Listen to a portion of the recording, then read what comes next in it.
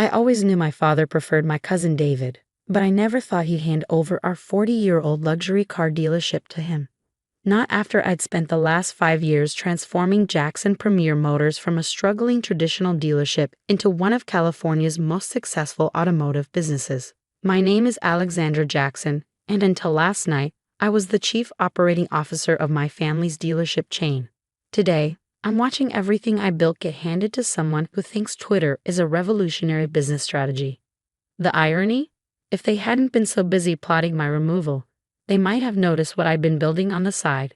It started 2 years ago, when I first saw the shifting trends in luxury car sales. While David was busy posting photos of himself with Ferraris on Instagram, I was studying the electric vehicle market, particularly the growing demand for high-end EVs among our wealthy Silicon Valley clientele. Electric cars are a fad, my father scoffed during one board meeting. Our customers want real luxury vehicles, not glorified golf carts. David, fresh from his MBA and full of buzzwords, agreed. Our brand identity is rooted in traditional luxury. We need to focus on expanding our supercar inventory. But I saw something different in our sales data. Our younger customers, especially tech executives, were asking about EVs more frequently. Many were going elsewhere for their purchases. We were losing market share, not to other traditional dealerships, but to Tesla and emerging electric brands. So I began making moves quietly. First, I established a separate consulting company, AJ Future Mobility, using my personal savings. Then I started attending clean energy conferences, building relationships with emerging EV manufacturers, particularly those targeting the luxury market. Taking some time off, David asked mockingly when I returned from one such conference. Must be nice to have so much free time while some of us are actually working. If he'd bothered to check, he would have seen that our revenue had increased 40% in the departments I managed, but David was too busy cultivating his image as the young, dynamic future of the company to notice actual business metrics. The real breakthrough came 6 months ago. Through my consulting firm, I secured exclusive distribution rights negotiations with 3 upcoming luxury EV manufacturers for the entire West Coast. These weren't just any electric cars. These were vehicles that could outperform Ferraris while being environmentally conscious, exactly what our evolving customer base wanted. I tried one last time to bring this opportunity to the family business. We need to diversify, I argued during a strategy meeting. The luxury market is shifting. We should be positioning ourselves ahead of the curve. Nonsense, my father dismissed. We stick to what we know. David, what's your take? David launched into a presentation about expanding our exotic car inventory and increasing our social media presence. I sat quietly, watching my father nod approvingly, knowing what was coming. The annual company gala was last night. We always held it at the main showroom, surrounded by millions of dollars worth of luxury vehicles. The room was packed with employees, suppliers, and longtime customers. My father took the stage, champagne in hand. Tonight marks a new chapter for Jackson Premier Motors, he announced. For 40 years, we've been the leading luxury car dealer in California. But to stay on top, we need fresh thinking, bold leadership. I felt the shift in the room before he even said it. That's why I'm announcing a change in leadership. Effective immediately, my nephew David will be taking over as CEO. Additionally, he paused, looking directly at me, we'll be streamlining our executive team. Alexandra, your position has been eliminated. The room went silent. David stepped forward, sporting his practiced humble smile. I'm honored to lead this company into the future. And cousin Alex, don't worry, we'll make sure you get a good severance package. Security was already moving toward me. They planned this humiliation down to the last detail. Please escort Ms. Jackson out, my father commanded. Her access to company systems has already been revoked. I stood up calmly, smoothed my dress, and walked toward the exit with my head held high. As I passed David, I smiled and said quietly, enjoy your moment. See you Monday. He frowned slightly, but was quickly surrounded by well-wishers. In my car, I pulled out my phone and sent a pre-written email to my attorney. Time to set things in motion. What my father and David didn't know was that while they were planning my removal, I'd been building something much bigger. Those EV distribution rights I'd secured, they weren't just for any companies. One was for Lucid Motors' ultra-luxury line. Another was for Rimac hypercars. And the third, well, That was the real bombshell. I'd spent the last 6 months negotiating with Tesla's executive team about a new premium dealership model, something that could revolutionize how high-end electric vehicles are sold. And yesterday morning, just hours before the gala, I'd received the final signed agreements. My phone buzzed. A message from Lisa Chen, Tesla's VP of Sales Strategy. Everything set for Monday's announcement. Elon's tweet scheduled for 9 a.m. Pacific Standard Time.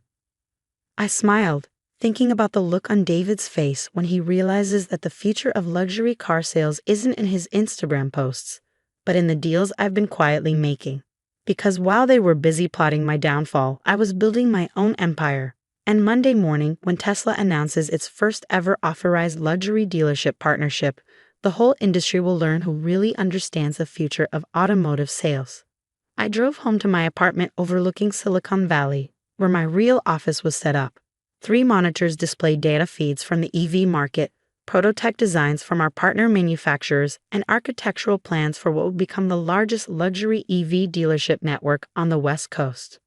On my desk sat a framed photo from 20 years ago, me at 12, standing proudly next to my father at the dealership, dreaming of running the family business. I turned the frame face down.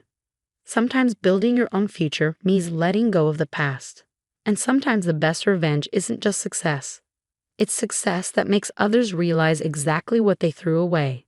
As I reviewed the contracts one last time, I thought about something my mother used to say before she passed.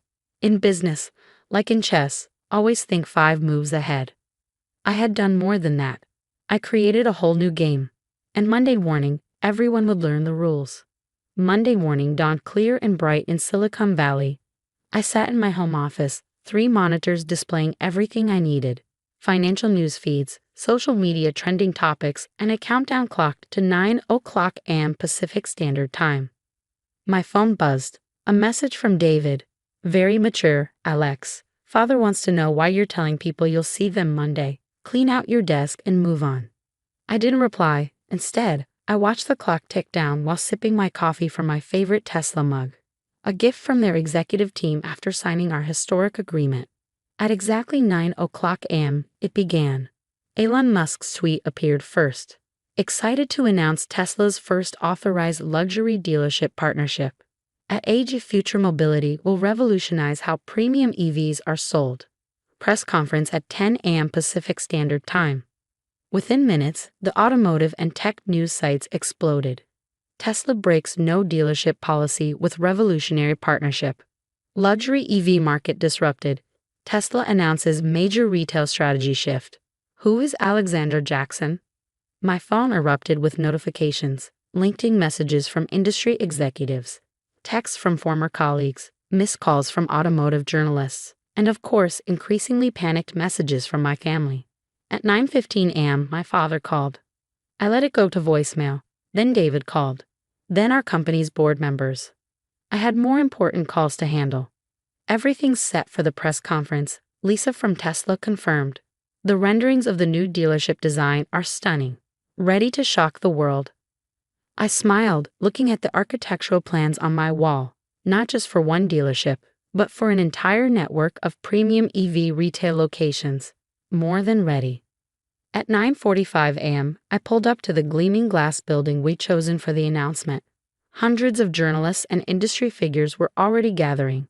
As I stepped out of my car, a Lucid Air Dream Edition, cameras started flashing. Inside, I found my father and David had somehow finagled their way in. They were arguing with the security team. This is ridiculous, my father was saying. I'm her father. I run the largest luxury car dealership in California. Not anymore, I said, walking past them. And this is a private event. But since you're here, why don't you stay and learn something about the future of automotive retail? Before they could respond, I was whisked away by our PR team. Minutes later, I stood on stage beside Tesla's executives, Lucid's CEO, and representatives from Rimac. Ladies and gentlemen, I began. The luxury automotive market is changing. Today's premium car buyers want more than just performance and prestige. They want innovation, sustainability, and a buying experience that matches their values. The presentation screens behind me lit up with renderings of our new dealership concept. a revolutionary retail space that combined traditional luxury showroom elements with cutting-edge technology and environmental consciousness. AJ Future Mobility isn't just creating dealerships, we're building experience centers where technology meets luxury. Through our exclusive partnerships with Tesla, Lucid Motors, and Rimac, we'll offer the most advanced vehicles in the world in an environment that matches their innovation. I outlined our plans: 15 locations across the West Coast within 2 years, dedicated charging networks, VR test drive experiences, personal configurator lounges, service centers specializing in electric supercars. And this is just the beginning, I continued. We've also secured first rights for upcoming luxury EV brands entering the US market. From my peripheral vision, I could see my father's face growing redder with each announcement. David was frantically typing on his phone, probably trying to figure out how he'd miss all this. The questions from journalists came rapid fire. How long have these partnerships been in development? What's the total investment value? Will traditional luxury brands be affected? I answered each one confidently, watching our stock price climb as I spoke.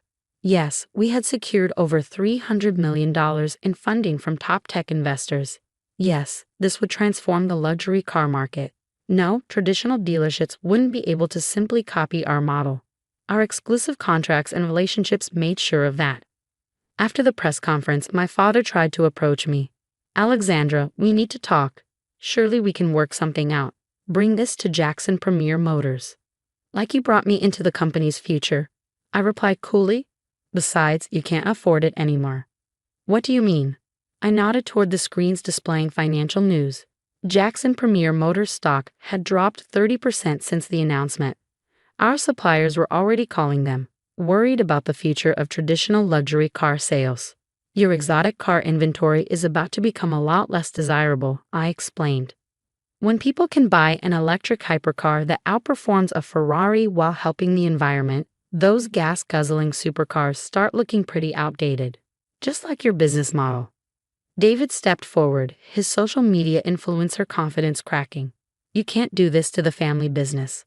I'm not doing anything to it, I replied. You and Dad did this when you decided that your ego was more important than seeing where the market was actually heading. I tried to tell you about the EV trend. You didn't listen. Over the next few months, our first flagship location opened in Silicon Valley. The design was stunning, a perfect blend of modern architecture and environmental consciousness. Tesla's top-end models shared space with Lucid's luxury sedans and Rimac's electric hypercars. The Customer Experience Center, with its VR test drives and personalization lounges, set a new standard for automotive retail. Traditional luxury dealerships scrambled to adapt, but they were years behind. Our exclusive contracts with the leading EV manufacturers had locked up the premium electric market. Jackson Premier Motors struggled. Their exotic car sales plummeted as wealthy tech executives and young entrepreneurs shifted to high-performance EVs. 6 months after our launch, they were forced to sell several locations. Then came an unexpected visit. My cousin David's daughter, Rachel, showed up at our flagship store. At 19, she was studying environmental engineering and had a passion for sustainable technology. This is amazing, she said, looking around our showroom. Dad never understood why I wasn't interested in the family business. But this is the future. I gave her a tour, explaining our vision for sustainable luxury. By the end, she had tears in her eyes. Would you consider taking an intern? She asked. I want to learn the right way to move the industry forward. Looking at her enthusiasm, I saw a chance to bridge the family divide. Not through the old business, but through the new one we could build together. Today, AJ Future Mobility is revolutionizing how premium cars are sold. Our network has expanded beyond the West Coast, with plans for international locations. The old photo of me and my father remains face down on my desk, but new pictures have taken its place. Our team at store openings, Rachel leading our sustainability initiatives, happy customers with their electric dream cars. Last week, a reporter asked if I felt vindicated by my success. This was never about vindication. I told her. It was about seeing the future clearly and having the courage to build it. Sometimes the best response to being pushed out isn't to push back. It's to move forward so fast they can't catch up. My father still owns what's left of Jackson Premier Motors, though David quit to start a social media consulting firm. They sell fewer cars in a year than we do in a month. Sometimes at industry events, I see them watching me from across the room. They look older now, tired from trying to keep their declining business alive. Part of me wishes they had listened years ago, that we could have transformed the family business together. But then I look at what we've built, a company that's not just successful but meaningful, that's helping drive the transition to sustainable luxury. And I realize that sometimes being pushed out of the past is the best way to build the future. Because in the end, the best revenge isn't just proving them wrong. It's proving yourself right in ways they never imagined possible.